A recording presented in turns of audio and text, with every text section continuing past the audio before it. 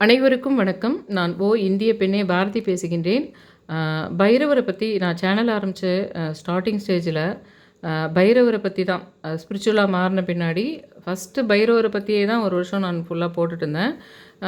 அப்போ வந்து என்ன ஆச்சுன்னா, பைரவர வணங்கும்போது நெறைய வந்து உங்களுக்கு பெரிய பெரிய விஷயங்கள், ஒரு பிஸ்னஸ் பண்ற விஷயமா இருக்கட்டும், அல்லது ஃபாரின் போற விஷயங்களா இருக்கட்டும், அதுங்கெல்லாம் வந்து எனக்கு தெரிஞ்சவங்கலாம் அ வந்து நல்ல ஒரு இதுக்கு வந்தாங்க. அதுக்கப்புறம் வந்து இந்த சொல்லி அப்ப நான் போய் கும்பிட்றப்ப வந்து கொஞ்சம் என்னுடைய ஃப்ரெண்ட்ஸுங்களுக்கு நான் சொல்லி, அப்ப பர்ட்டிகுலரா நான் வந்து அந்த வடுக பைரவர் கோயில், அந்த திருத்தணிக்கு பக்கத்தில வர அந்த நாப்பலூர் கோயில், அகத்தீஸ்வரர் காமாட்சி கோயில்னு ஒண்ணு இருக்கும். அந்த கோயிலு ரொம்ப 300 வருஷம் அதுக்கு மாரி கொஞ்சம் அதுக்கும் மேல பழமையான ஒரு கோயில் அது. அங்க சாமிஜி ஒருத்தர் என்ன பண்றாருன்னா, உங்களுக்கு வந்து எல்லாருக்கும் ஓரளவுக்கு அவருக்கு வந்து நெறைய இந்த யோகா மாரி எதனா பண்ணியிருப்பாரு. அந்த மாரி இருக்குதோ, இல்ல நெறைய வந்து அந்த ஒரு மனசை ஒருநிலைப்படுத்துறவங்களுக்கு எல்லாருக்குமே அந்த சக்தி வருது அப்படின்னு தெரியுது எனக்கு. அவர் சொல்றதுன்னா ஞாயித்துக்கிழமைன்னா கல்யாணத்துக்கு எல்லாத்துக்குமே சொல்றது. இல்லன்னா அவங்க வாழ்க்கையில பிசினஸ்ல நல்லா பெரிய ஆளா வரணும்னாலும், அதுக்கெல்லாம் அவர் வந்து சொல்லிட்டு இருந்தாரு. அது ஆனா சண்டே தான் போனோம். அவங்க வந்து இந்த வெத்தலை பரிகாரம்னு ஒண்ணு இருக்குது பார்த்தீங்களா? அது வெத்தலை இதுன்னு சொல்லிட்டு ஒண்ணு இருக்கு. அந்த மெத்தட்ல தான் அவர் பண்றாருன்றத பின்னாடி புரிஞ்சுக்கிட்டேன் நானு. அதாவது பர்ட்டிகுலரா அத வாங்குறவங்க வெத்தலையும், அந்த பாக்கும் யாருக்கு பார்க்குறாங்களோ அவங்க கையால வாங்கணும். அத பிரிச்சு இன்னொரு பாக்கெட் எல்லாம் போடக்கூடாது. அப்போ அந்த எத்தனை கவுண்டிங் வச்சு அவங்களுக்கும் எந்த சித்தருக்கும் கனெக்ஷனு, அவங்களுக்கும் எந்த கோயிலுக்கு கனெக்ஷனு, அவங்களுக்கு எந்த கடவுள் கனெக்ஷனுன்றதெல்லாம் அவர் கண்டுபிடிக்கிறதோடு இல்லாம, அத வச்சே வந்து அவர் என்ன பண்ணாருன்னா, அவங்க வீட்ல இந்த இடத்துல நீங்க ஒரு ஃபோட்டோ மாட்டியிருக்கீங்க. இந்த இடத்துல நீங்க வந்து இது ஒண்ணு வச்சிருக்கீங்க. அ அப்படின்றதெல்லாம் சொன்னாரு. அத பார்க்கும்போது உண்மையிலேயே அவருக்கு ஒரு பயங்கரமான சக்தி இருக்குதுன்னு சொல்லிட்டு தான், அப்ப ஸ்டார்ட்டிங்கில அங்க எல்லாருக்கும் வந்து சொன்னேன். அதில நெறைய பேருக்கு அங்க போனா, எனக்கு அதெல்லாம் முடியல. எனக்கு ஒண்ணு ஆனா எனக்கு கூட தான் அதில நான் மேஜர் 2 விஷயம் கேட்டேன். அதில ஒரு விஷயம் முடிஞ்சுது. ஆனா நான் கேட்ட மெத்தட்ல முடியல அது. இன்னொரு விஷயம் வந்து அது நடக்கலன்னு வச்சுக்கோங்க. ஆனா, அதுக்கு வேற ஐடியா இருந்திருக்குது. ஏன்னா சிவனுடைய ரூபம் அ பைரவர்ன்றவரு. வேற விஷயங்கள்லாம் இருந்திருக்குது. அதனால வேண்டி என்ன வந்து அந்த மாரி அந்த பக்கம்லாம் போவாத. ஒரு பெரிய பிரளயத்த எல்லாத்தையும் நீ பார்த்துட்டு தான் நீ வந்து ஃபைனலா தான் இது பண்ணணும். உன்னுடைய ரூட்டே வேற. நீ கேட்ட விஷயத்துக்கு சம்மந்தமே இல்ல.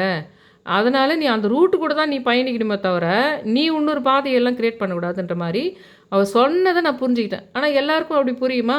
அங்க போனா நடக்கல அப்படி சொல்றவங்க இருந்தாங்க.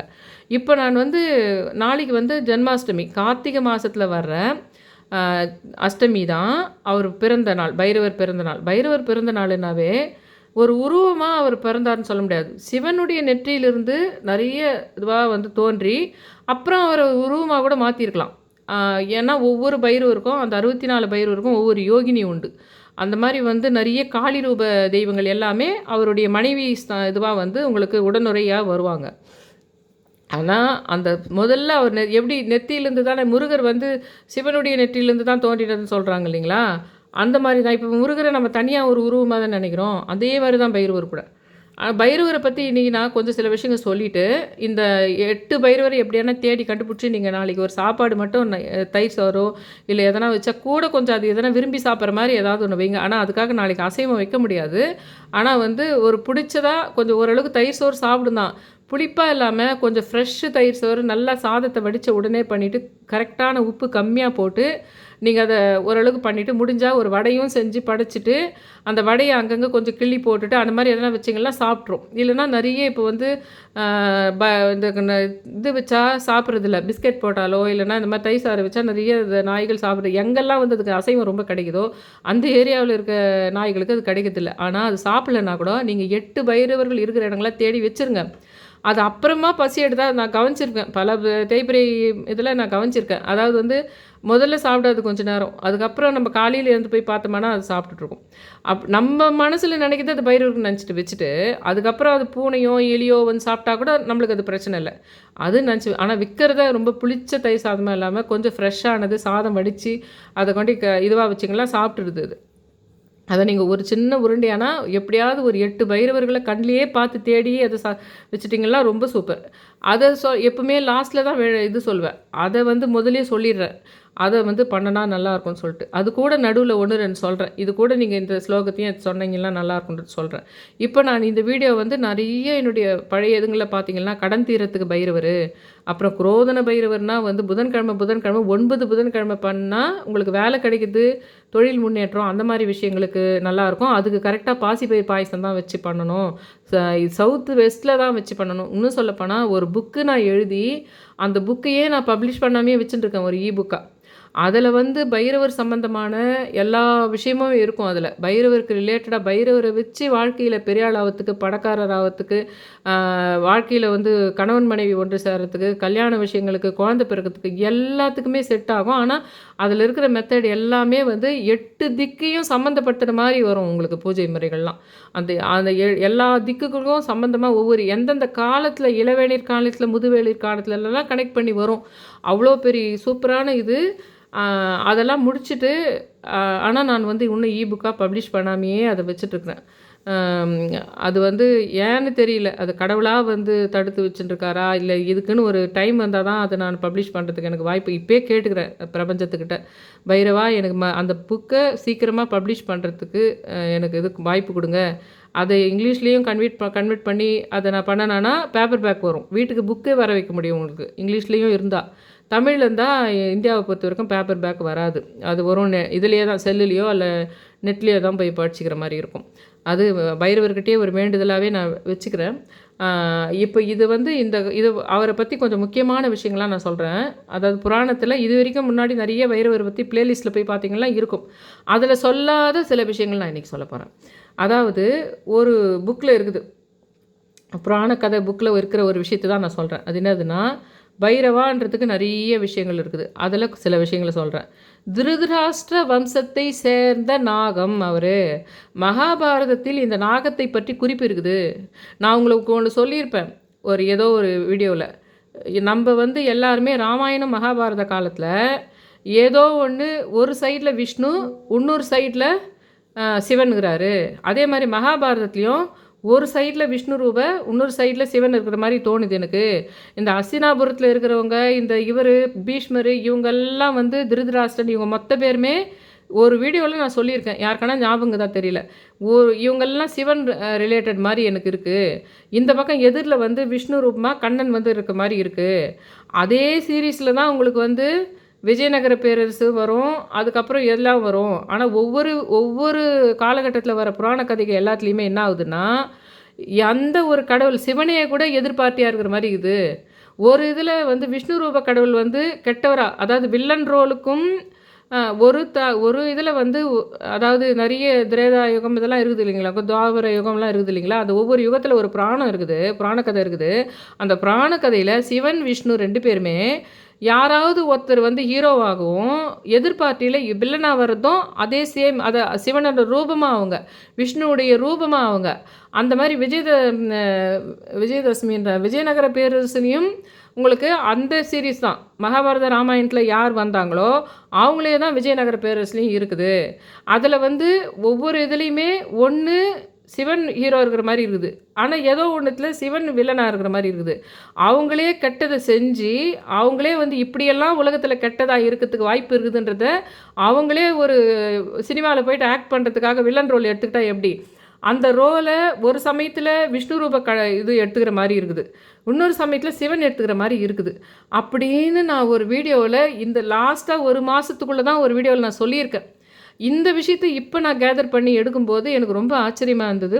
திருதராஷ்டிர வம்சத்தை சேர்ந்த நாகம் மகாபாரதத்தில் இந்த நாகத்தை பற்றிய குறிப்பு இருக்குது.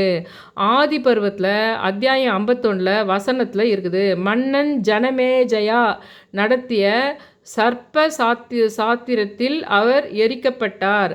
அந்த மாதிரி வந்து ஒரு விஷயம் வந்து மகாபாரத கூட இது சம்பந்தம் இருக்குது.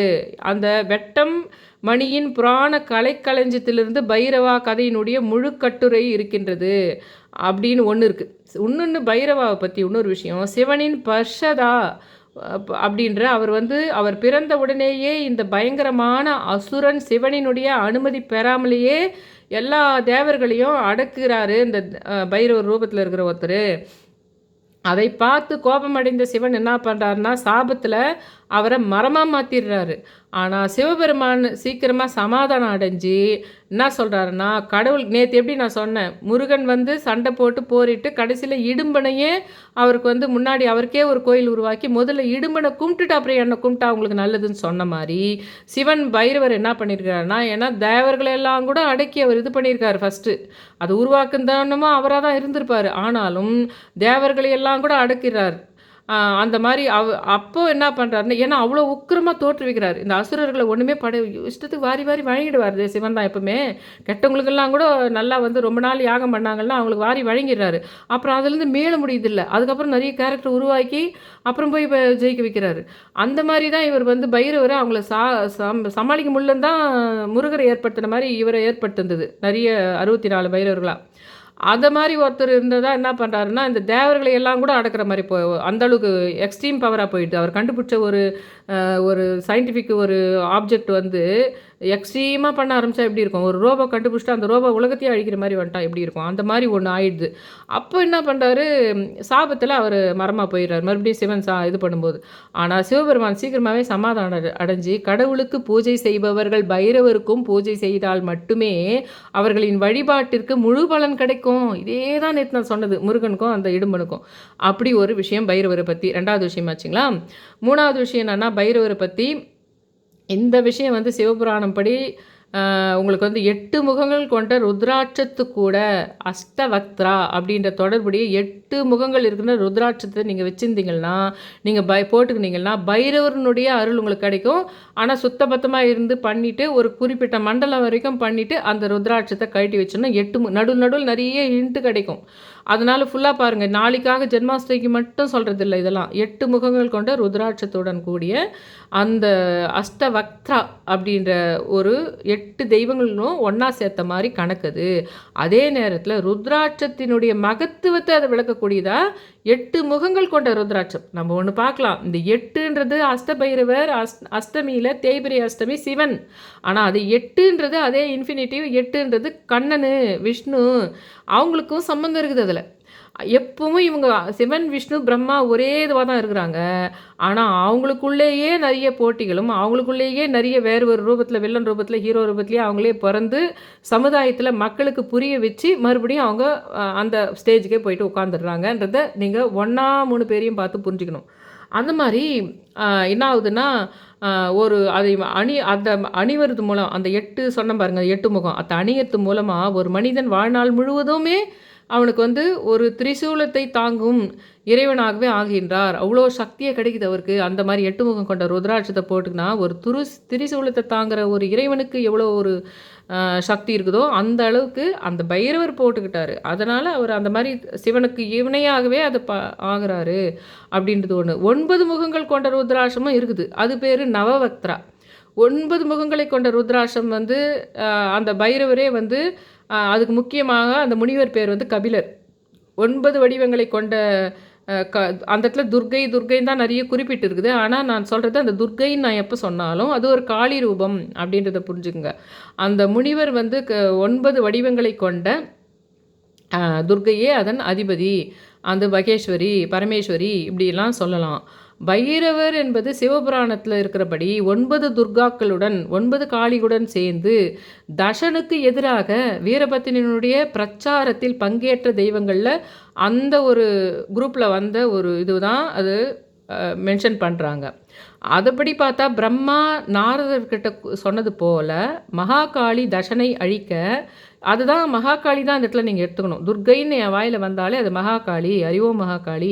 மகாகாளி தசனை அழிக்க 9 துர்க்கைகளுடன் சிவன் இட்ட கட்டளையை நிறைவேற்றத்தில் ரொம்ப ஆர்வமாக அவர் வந்து என்ன பண்ணுறாரு, எல்லாம் ஒரு ஹீரோ மாதிரி அந்த பைரவர்கள்லாம் சேர்ந்து அந்த தசனியினுடைய யாகத்தை அழிக்க ரொம்ப ஃபாஸ்ட்டாக அதை பண்ணுறாங்க. இன்னொரு விஷயம் பைரவரை பற்றி என்னன்னா, சிவனினுடைய அடைமொழியை இது குறிக்கக்கூடியதாகவும் விஷ்ணுவும் மற்றவர்களும் சிவனை புகழ்ந்தபடி ஒரு இறைவனுக்கு வணக்கம் செலுத்துறதுன்றது எல்லாத்துலேயும் வியாபிச்சு இருக்குன்றது. அதுதான் நான் சொன்னேன். விஷ்ணுவும் இருக்கிறாரு, சிவனும் இருக்கிறாரு, பிரம்மமும் இருக்கிறாரு. இது மொத்தமே சேர்ந்து அந்த அந்த இதில் அந்த ருத்ராட்சத்தில் அது ஒரு பைரவ ரூபமாக இருக்குதுன்னு எடுத்துக்கணும் நம்ம. அதில் வியாபித்து சர்வரூபமான இறைவன் விஷ்ணு களத்திரம், விஷ்ணு சேத்ரா, சூரியன், பைரவர், அகதிகளின் அடைக்கலம், முக்கண் கொண்டவர்கள் என்று நிறைய விஷயங்களாக நீங்கள் ஒருநிலைப்படுத்தி நான் சொல்கிற விஷயங்களெல்லாம் ஒருமுகப்படுத்தி ஒரு உருவத்தை கொண்டு வரணும் நீங்கள் ஒரு விஷயத்தை. அந்த மாதிரி வந்து இந்த ருத்ராவின் அடைமொழி வந்து கௌரி, காளி, இது எது சொன்னாலும் அது காளின்னு நினச்சிங்க. அதாவது துர்கை எது சொன்னாலும் அந்த மாதிரி வந்து கௌரி தவம் செய்து திரும்பிய போது சிவன் எடுத்த வடிவம் அவங்க தான் பைரவி ஆகிறாங்க. கௌரி வந்து தவம் செய்து திரும்பி ரிட்டர்ன் வரும்போது சிவன் எடுத்த வடிவம் தான் அந்த கௌரின்றது பைரவியாக மாறுது. பைரவி பார்த்துருக்கீங்களா? ஒரு சின்ன அந்த இது மாதிரி இருக்கும் உங்களுக்கு, அந்த சுயம்பு ஒன்று இருக்கும் பாருங்கள், ஒரு சின்ன இது மாதிரி குழாங்கல் மாதிரி ஒரு இருக்கும் பாருங்கள், அது பேர் என்ன சொல்லுவாங்க, அந்த இது வேலையே பைரவி மாதிரி 2 கண்ணு போட்டு பைரவின்னு இருக்கும் பாருங்கள், நீங்களாம் பார்த்துருப்பீங்கன்னு நினைக்கிறேன்.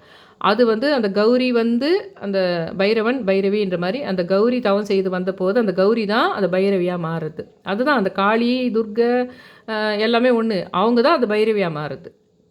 எல்லா பைரவருக்கும் அவங்களுடைய உடனே அந்த மாதிரி காளி ரூப தெய்வங்கள் இருக்கிறாங்க. ஒவ்வொரு கோயிலும் வைக்கப்படணும் அது அப்படின்னு சொல்லிட்டு அந்த அந்த மெயினாக அந்த சிவபுராணம் இதெல்லாம் சொல்கிறேன் பார்த்தீங்களா, அதில் இருக்குது. இது எல்லா கோயிலையுமே இருக்கணும் அப்படின்னு சொல்லிட்டு இருக்குது. ஆனால் அது வந்து இதில் மூலக்கடவுளாக அதை கூடாதுன்ற மாதிரி ஒரு விஷயம் இருக்குது. பித்ருக்களுக்கு புனிதமான ஒரு கர்மத்தை தீர்க்கின்ற பித்ரு தோஷங்களுக்கு ஒரு இது பண்ணுற விஷயமா அந்த தண்ணி இருக்குது. அதில் அது கூட வச்சுன்ற தண்ணியோ அல்லது ஒரு குளத்துக்குள்ளே அது வச்சுருந்தாலோ அல்லது அது மேலே தண்ணி ஊற்றினாலோ அந்த பித்ருக்களுக்கு சம்மந்தப்பட்ட இந்த பைரவர் கோயில் கூட, நான் சொல்கிற பைரவர் கோயில் கூட பித்ருதோஷம் நீங்கிறதுக்கு தான் முக்கியமான ஸ்தலமாக அவர் சொல்கிறார் அந்த குருஜி. அதனால் வந்ததுனால தான் குழந்தை பிறக்காமல் இருக்குது, கல்யாணம் ஆகாதுக்குதெல்லாம் அந்த ரிலேட்டடாக தான் வருது. அதனால் பித்ருதோஷம் நீக்கிற விஷயமாக தான் அந்த கோயிலுக்கு முக்கியத்துவமாக அவர் 64 பைரவ யாகம் நடத்தும்போது கூட அவர் சொல்கிறது.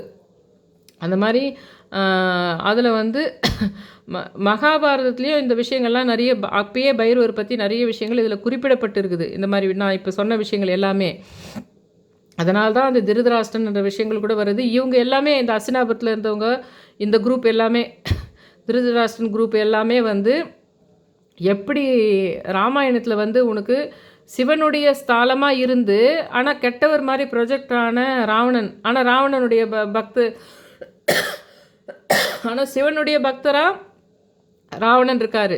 ஆனால் சிவனுடைய ரூபமாகவே சிவனையை கூட உங்களுக்கு ராவணனாக வந்து அந்த பாத்திரத்தை ஏற்று ஒரு சினிமாவில் நஷ்டு போனால் எப்படி அந்த மாதிரி இருந்திருக்கலாம்.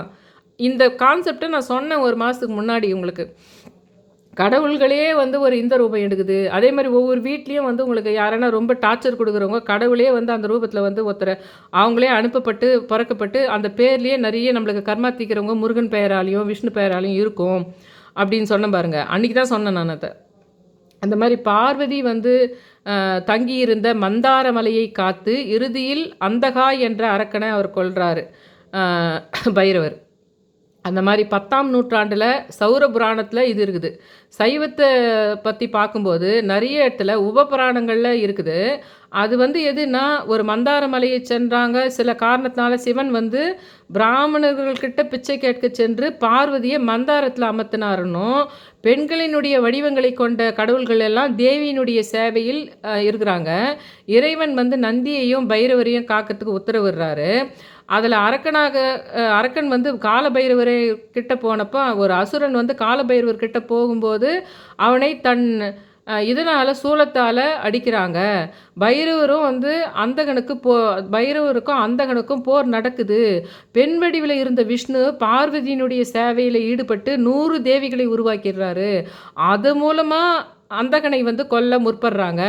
இந்த செய்தியை கேட்ட சிவன் வந்து இதுக்கிடையில் மந்தாரத்தை அடைந்து பைரவரை அந்தகனை கொல்லும்படி கட்டளையிடுறாரு. அப்போ பைரவன் வந்து அரக்கனை வந்து அதனுடைய ஓரத்தில் வந்து ஒரு சூளம் மாதிரி ஒன்று இருக்கும், அதனுடைய ஓரத்தில் துளைத்து நடனமாடுறாரு.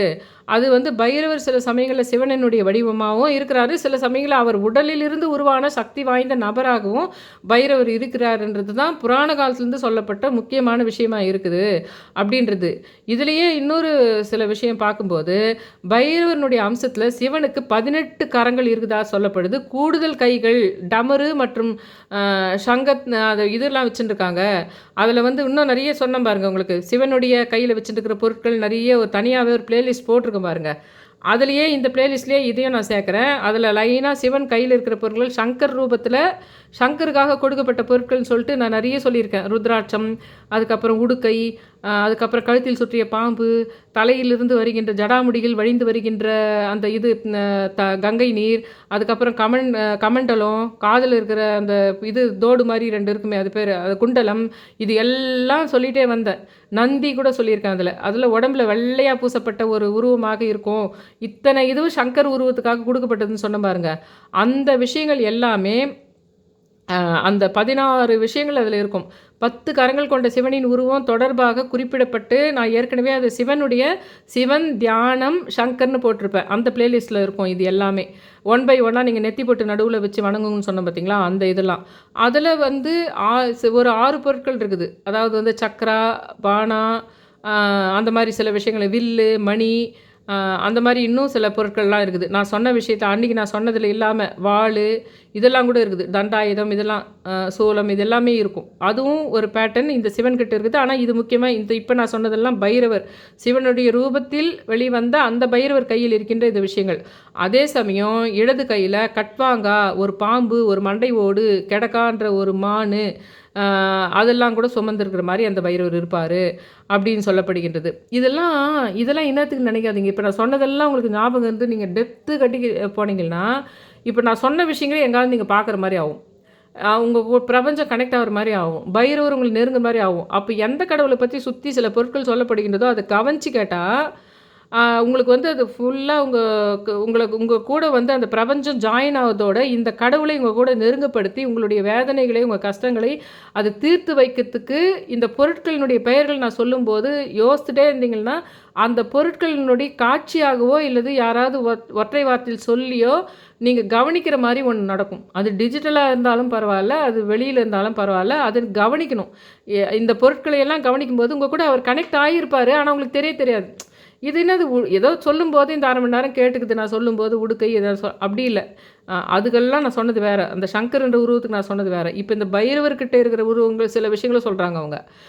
அதெல்லாம் நம்ம ஓடு, மண்டை ஓடு, ஒரு பாம்பு, ஒரு கெடக்கான்ற ஒரு மான், இதெல்லாம் அந்த பைரவர் வச்சுங்கிறாருன்னும் போது அதை கவனித்து கேட்டுக்கிட்டு அதை அப்படியே ஞாபகம் வச்சுட்டுருக்கணும்.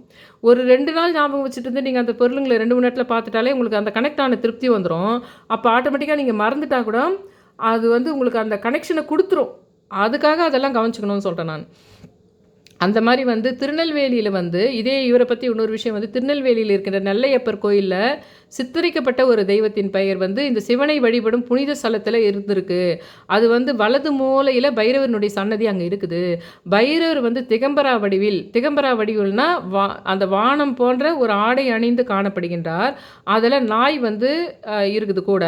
நாய் குண்டோதரனுடைய குண்டோதரன்றது சிவன் வந்து குடையை ஏந்தியவனாக அவதாரத்தை எடுத்ததாக அந்த இடத்தில் அந்த நெல்லையப்பர் கோயில் இருக்குது.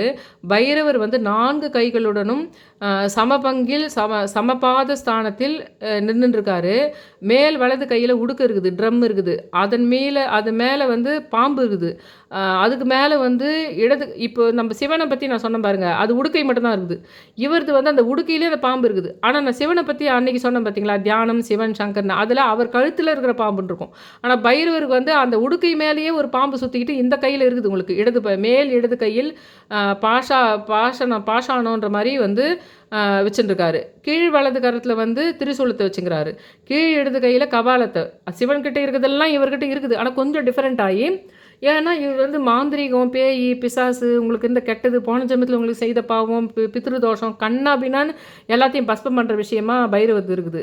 ஆனா, இது எல்லாமே பிசினஸ் பண்றவங்களோ, இல்ல வாழ்க்கையில ரொம்ப பிரம்மாண்டமா பெரிய ஆள் ஆவணுன்றதுக்கெல்லாம் பைரவர் தேவைப்படுவார். சாதாரணமா நான் வாழ்க்கைய வாழ்ந்துட்டு போறேன்பான்றத விட, நான் ஒரு பிரம்மாண்ட வாழ்க்கைய வாழணும். ஆனா, எனக்கு பயங்கரமான எதிர்ப்பு இருக்குது. ஆனா, பயங்கரமான அமானுஷ்ய சக்திகள் நிறைந்ததாக இருக்குது என் வாழ்க்கைன்னா, அப்போ பைரவர் தேவை. ஏன்னா, பைரவருக்கு இதெல்லாம் இருக்குதுன்றத கவனிச்சுட்டு பைரவர நீங்க கும்பிட்டீங்கன்னா, அது வேற கத. இடக்கை கபாலத்தையும் பிரம்மாவினுடைய மண்டை ஓடு, அதே மாரி ஒரு அ ஹஸ்தாவைன்னு சொல்றாங்க. அதுக்கு மீனிங் என்னான்னு தெரியல. அப்ப நான் பார்த்து சொல்றேன். ஒரு ஹஸ்தாவையும் கூட வச்சுட்டுருக்காரு அப்படின்னு சொல்லிட்டு. அதனுடைய அதனுடைய அந்த மண்டை ஓடுகள் சிவனினுடைய உருவத்தை உருவாக்குவதற்கு அப்படியே சிவனை வந்து சங்கர் மாரி ரூபத்துக்கு தான் நான் சொன்னேன் அன்னைக்கு இதெல்லாம். உடுக்க, கிடுக்க இதெல்லாம். அதே மாரி இவரும் அந்த உருவத்த உருவாக்குது. ஏன்னா நெத்தி பொட்டுலேருந்து உருவாக்கிட்டு, அதுக்கப்புறம் இவங்க இந்த பொருட்களெல்லாம் வச்சு உடம்புன்றதே கண்ணுக்கு தெரியாமயே ஒரு மாரி கற்பனையா இந்த பொருளுங்கள்லாம் அங்கங்க இருந்தா எப்படி இருக்கும் உங்களுக்கு? ஒரு சினிமா கூட வந்தது. நம்ம உடம்பு பார்ட் மட்டும் தெரியாது. நம்ம புடிச்சிட்டு போகும்போது அந்த பொருள் மட்டும் போகும். நம்ம ஒரு கப் எடுத்துட்டு போனோம்னா, அந்த கப் மட்டும் அழுக்கா பறக்கிற மாரி இருக்கும். அந்த மாரி உருவகப்படுத்திக்கிறாங்க அந்த சங்கர் கூட அவங்க. அப்ப நான் சொன்னேன் பாருங்க, அந்த சங்கருக்கு இதெல்லாம் அந்த பொருளெல்லாம் இருக்குது சங்கர்ன்ற உருவத்துக்குன்னு. அந்த உருவத்த மட்டும் அப்படியே வானம் மாரி நீளமா நெனச்சுக்கணும். அந்த துணி மாரி வானத்தையே துணி மாரி, உடும்பு மாரி நெனச்சுக்கணும். ஆனா, இந்த பொருட்கள் மட்டும் அந்தந்த இடது கையில இருக்கிற மாரி, அங்க கையில இருக்கிற மாரி, ஒரு உருவமா நம்ம அங்கங்க இருக்கிற மாரி நெனச்சுக்கணும். ஆனா, இந்த உருவம் மட்டும் கண்ணுக்கு தெரியாதுன்னா எப்படி இருக்கும்? அப்படி ஒரு கற்பனை பண்ணணும். இப்ப நான் சொல்ற விஷயம் பைரவரா இருந்தாலும், அப்ப நான் சங்கர் ரூபம்னு ஒண்ணு சொன்னேன் பாருங்க. சிவன், சங்கர் தியானம்னு ஒரு பிளேலிஸ்ட் போட்டிருப்பேன் பாருங்க. அதில நான் சொன்ன மாரி விஷயத்த இந்த மாரி தான் கற்பனை பண்ணணும். அந்த மாரி பரதநாட்டியத்தில் சித்தரிக்கும்போது பைரவர் சமபத ஸ்தானத்தில 2 மேல் கைகள் இருக்கிற மாரியும், கீழ் வலது கையில திரிசூலத்தையும், ஒரு கையில அந்த ஹஸ்தான்னு சொல்றாங்க. அதான் என்னன்னு தெரியல. ஹஸ்தாவையும், இன்னொரு கையில திரிசூலத்தையும், கீழே இடது கயத்துல வந்து கபாலத்தையும் பிடிச்சுக்கிட்டு, சிங்க முகத்தோட ஒரு பயங்கரமான ஒரு காட்சியோட இருக்குது. ஆனா, உருவத்த உடம்பு உருவமா நம்ம நெனச்சுக்கக்கூடாது. இத நான் சொன்ன விஷயத்த நெனச்சுக்கிட்டே நீங்க பைரவர் நெனச்சுக்கிட்டு, நாளைக்கு கூட இதெல்லாம் சொல்லிட்டு, நான் சொன்ன விஷயத்த கேட்டுட்டு, நாளைக்கு நீங்க இதெல்லாம் மைண்டுக்குள்ள கொண்டு வந்து கும்பிடணும். அது பயங்கரமான சக்தி. பைரவர், சிவனு இதெல்லாம் இந்த விஷயத்துங்கலாம் தெரிஞ்சுக்கிட்டு நீங்க சிவன கும்பிடுறது வேற. பிரதோஷம் சமயத்தில நேரா சிவன் கோயிலுக்கு போயிட்டு, நேரா சிவனுக்கு சும்மா ஒரு வில்வம் வாங்கிட்டு வந்துறது வேற. இது வந்து டெப்த்து போறது இதெல்லாம். இந்த விஷயங்கள்லாம் ஒண்ணோட ஒண்ணு இது பண்ணி மனசுல அப்படியே கற்பனையா கொண்டு வந்து, இன்னைக்கு நீங்க இத பண்றதோடு இல்லாம, நாளைக்கு வந்து அந்த இந்த சமயத்தில வந்து அவருக்குன்னு ஒரு தயிர் சாதமோ, வடையோ செஞ்சு வச்சு, அத எடுத்து போய் 8 நாய்களுக்கு விக்கிறதுன்றது, இப்ப நான் சொன்ன விஷயங்கள்லாம் மைண்டுக்குள்ள போயிட்டு, எல்லாம் உருவகப்படுத்தி நெனச்சுட்டு, அப்புறமா உங்க கஷ்டத்தெல்லாம் சொல்லி, அப்புறமா உங்க வேண்டுதல் சொன்னீங்கன்னா, அது வேற லெவல்ல போகும் அது உங்களுக்கு. பைரவர் வந்து இன்னொரு விஷயம், பைரவர் வந்து மதுரையில் உள்ள மீனாட்சி கோயில்ல இருக்கிறாரு. அங்கேயும் இருக்கிறாரு. அந்த இடத்துல வந்து வழிபாட்டிற்கான அந்த இடத்துலயும் பைரவர் வந்து 4 கைகளிலும் சித்தரிக்கப்படுறாரு. அந்த இடத்துல பைரவர் மேல் இடது கையில ஒரு கயிறு, பாசக்கயிறு மாரி ஒண்ணு இருக்குது. கீழ் வலது கையில அந்த அஸ்தம்னு ஒண்ணு இருக்குது. அஸ்தம்ன்றது அவங்க திரிசூலத்த தான் சொல்றாங்களான்னு எனக்கு தெரியல. மற்றும் வந்து அது கீழவே வந்து இன்னொரு விஷயம் பல்லவ ஹஸ்தான்னு ஒண்ணு இருக்கு. அதுவும் என்னான்னு எனக்கு தெரியல. அந்த ஹஸ்தான்றத பத்தி எனக்கு அவ்வளோ புரியல. அந்த மண்டை ஓடு, ஏன்னா எதுக்கு அத நான் சொல்றேன்னா, யாருன்னா தெரிஞ்சா சொல்லுவீங்கன்றது தான் சொல்றேன். எல்லாம் எனக்கு தெரிஞ்சுதுன்னு சொல்றத விட, எனக்கு தெரியாது. ஏதோ கொஞ்சம் தெரிய வந்தது நேத்து முந்தா நேத்து தான். அத நான் உங்ககிட்ட ஒரு ஃப்ரெண்டு மாரி சொல்றேன். அப்படின்ற மாரி தான் என்னை எப்பவுமே பார்க்கணும் நீங்க. அந்த மாரி வந்து கீழ் இடது கையில வந்து அந்த சிம்ஹ முகத்தினுடைய விரல்களால கொஞ்சம் வளைந்த நிலையில காட்டுற மாரி இருக்குது. அந்த மதுரையில இருக்கிற அந்த பைரவருக்கு. பைரவர் திருச்செந்தூர்லயும் இருக்கிறாரு. அதில வந்து சுப்பிரமணிய சாமி கோயில்ல அ அவர் வந்து அந்த இடத்துல முருகன் மாரியே கொஞ்சம் இருக்கிற மாரி காட்டுறாங்க. முருகனை வழிபடுவதற்கான ஒரு புனித இடமா இருக்கத்தோட, ஒரு சமயத்துலலாம் வந்து உனக்கு அந்த இந்த மிடில் ஈஸ்ட் சைட்ல இன்னும் அந்த பக்கம்லாம் கூட பைரவர வந்து முருகன், பைரவர்லாம் ஒரே மாரி இருக்கிற மாரி, பார்க்கறதுக்கு முருகர் மாரியே இருக்கும். அந்த பைரவர்லாம் வச்சு அவங்க ஒரு நெனச்சிருக்காங்க.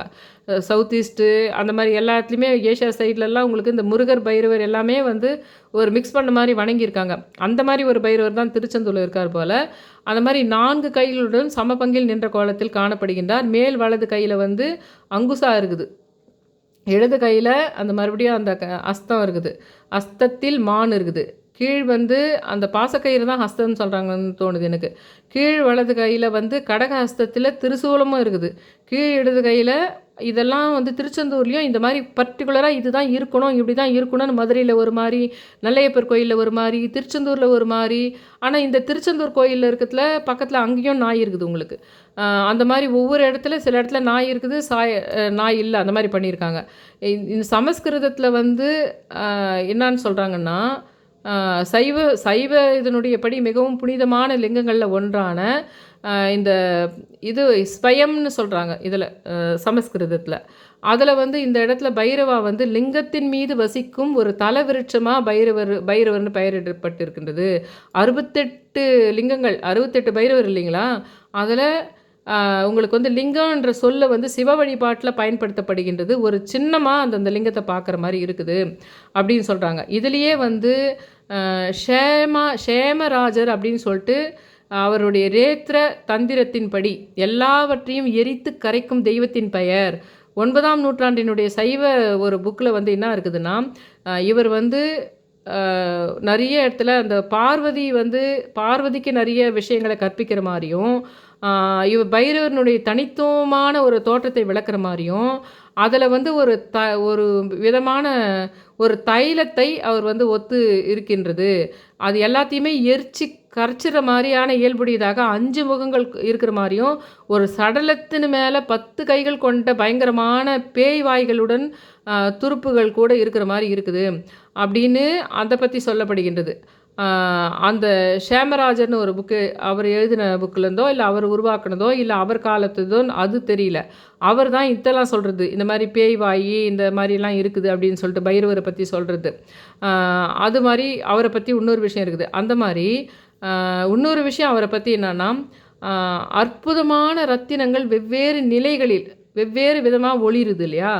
அதிலேயே வந்து ஒரு நீரோடைகளில் எல்லா ஆகமங்கள் விஷயங்களையும் பலனை தர்ற மாதிரியே அந்த சிவன் வந்து என்ன பண்ணுறாருன்னா, இந்த பைரவர் மூலமாக அதை வந்து சூரியனாகவும் சந்திரனாகவும் வெவ்வேறு வடிவமாகவும் லிங்க வடிவமாகவும் பைரவராகவும் இப்படியெல்லாம் கூட இந்த பைரவரை வந்து நம்ம தொடர்பு படுத்தி பார்க்கலாம் அப்படின்ற மாதிரி உங்களுக்கு இத்தனை விஷயமா இதுக்கு முன்னாடியெல்லாம் நான் எப்பவும் சொல்லாத சில விஷயங்களை சொல்லியிருக்கேன்.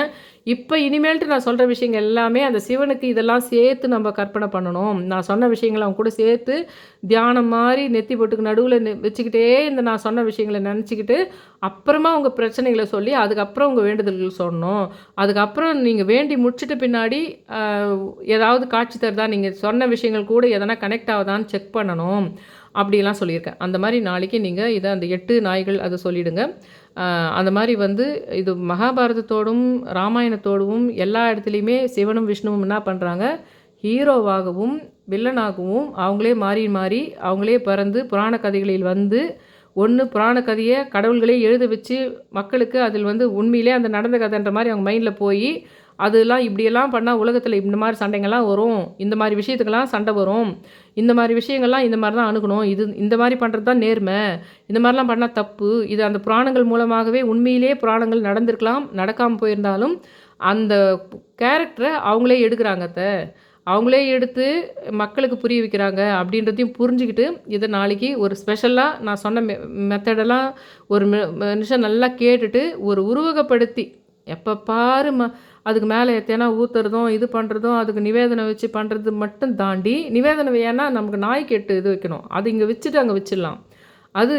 ஆனால் எப்போவுமே இருக்கிற மெத்தட்லேருந்து மாறி இப்போ நான் சொன்ன விஷயங்கள்லாம் அசம்பிள் பண்ணி மைண்டில் நினச்சி அந்த பிரபஞ்சத்துலேருந்து அவரை ஈர்த்துக்க பார்த்து அப்புறமா உங்களுடைய கஷ்டங்கள்லாம் சொல்லி அவர் கூட ஜாயின் ஆகிறதுக்கு பாருங்கள் அப்படின்னு தான் நாளைக்கு நான் வந்து கார்த்திகை அஷ்டமி அந்த அவருடைய ஜென்மாஷ்டிக்காக நான் சொல்லி முடிச்சுக்கிறேன். என்னோடய சேனலை சப்ஸ்கிரைப் பண்ணுங்கள், ஷேர் பண்ணுங்கள், லைக் பண்ணுங்கள். ரொம்ப ரெக்வஸ்ட் பண்ணி கேட்டுக்கிறேன். Thank you all.